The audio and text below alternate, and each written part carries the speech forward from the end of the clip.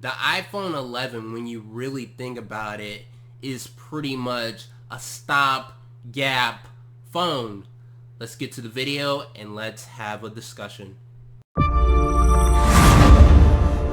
What is up, guys? It is your boy Lavon Kaysen, back at it again with another video. And this article right here, link will be down below in the description if you want to read the whole article. It pretty much, kind of described my thoughts about the iPhone 11, and it is missing features, but I also feel like it is pretty much a stop-gap phone, better than the iPhone X, X Max, but not enough to say it's a huge leap or anything like that. It's just a stopgap phone pretty much. I mean, it's missing stuff like USB-C, it's missing stuff like reversible wireless charging. I mean, it's missing stuff like a better refresh rate. I mean, the new iPhones, the iPhone 11 can pretty much go up to 60 hertz. Yet there's been Android phones out there that can go up to 120 hertz, such as, some of the Razer phones. But, Apple likes to stay behind the times a little bit, kind of like Nintendo to a sense. With Apple, whenever a new big feature gets announced, Apple kind of makes it special. They kind of make it, seems like it is innovative, but in actuality, Android has pretty much had this feature like a couple years ago, but when Apple gets the new feature, it's like all exciting and all this other stuff. I know, right? So let's look at some of the features that the iPhone 11 doesn't have. The iPhone 11, when you really think about it, is basically pretty much focusing on having better photos and having better video quality for those people out there that shoot videos with their iPhones. Like I said, it has an ultra-wide camera, a new night mode for better photos and low-light situations, and also a fast charger included in the box, at least for the iPhone 11 Pro, which is nice. Finally, Apple. Android had fast charging since 2015, 2016?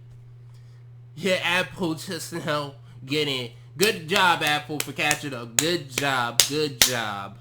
The USB-C port thing to me is just funny. The MacBooks, have USB-C ports. The iPad Pro 2018 edition has USB-C ports. But yet the iPhone 11, or the iPhone 11 Pro, even that, it doesn't have a USB-C port. Oh my god, Apple. You is just so funny. You is just a funny company to follow. So these are pretty much the features, USB-C, which I have mentioned, USB-C is pretty much becoming the universal standard, pretty much, when you really think about it.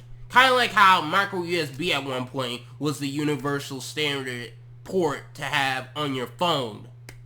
And now the time is USB-C to be that new standard port to have on your phone. All the iPhones, lately, even a little bit back, have pretty much came with, lightning ports and all that stuff.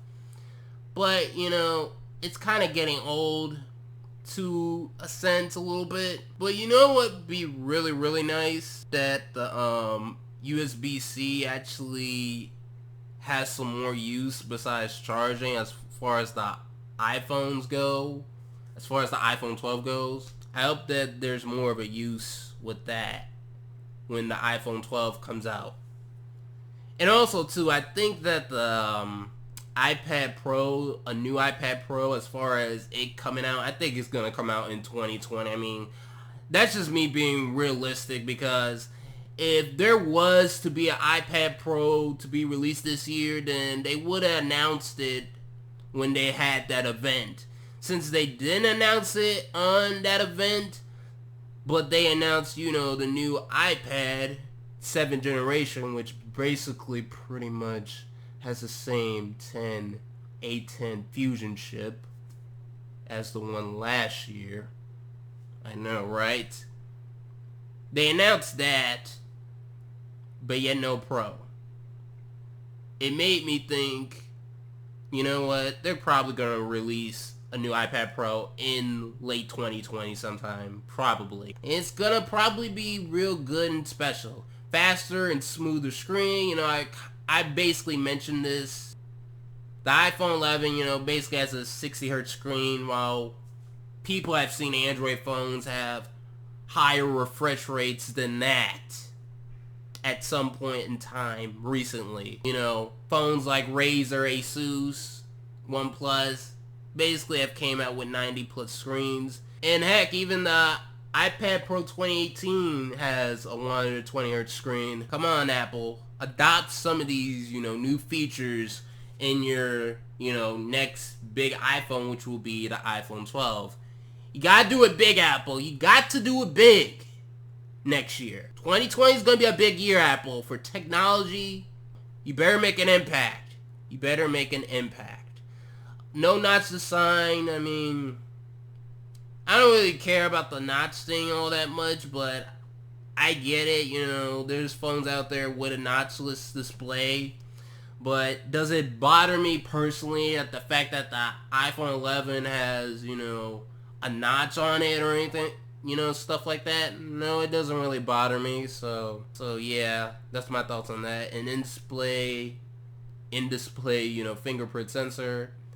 That's kind of neat. And what's the last feature? And this one, you know, I think this one's, you know, more important. As you can see here, reverse wireless charging didn't make it to the iPhone 11. I guess they do have it, you know, they have the technology, but, you know, it's disabled by software, which I think they're going to have it on the next iPhone 12. That's what I really think.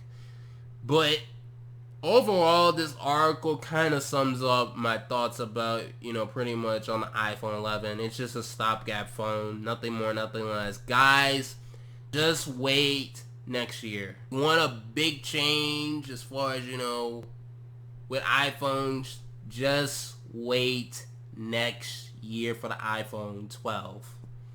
That's what you gotta be waiting for. Because you're not gonna get a big leap with the iPhone 11. You're gonna get a half step with the iPhone 11. And even the iPhone 11 Pro. But yeah, I've been rambling long enough. I said long enough. I meant to say long enough, but that's neither here or there. Thank you guys for watching this video. Make sure you hit the notification bell if you want to be notified for more, you know, Leyvon Cason gaming discussion videos, Leyvon Cason tech discussion videos, Leyvon Cason, you know, gaming and tech videos. You know, if you want to be notified for that stuff, hit the notification bell. So yeah, see you guys later. Peace, rate, comment, and subscribe.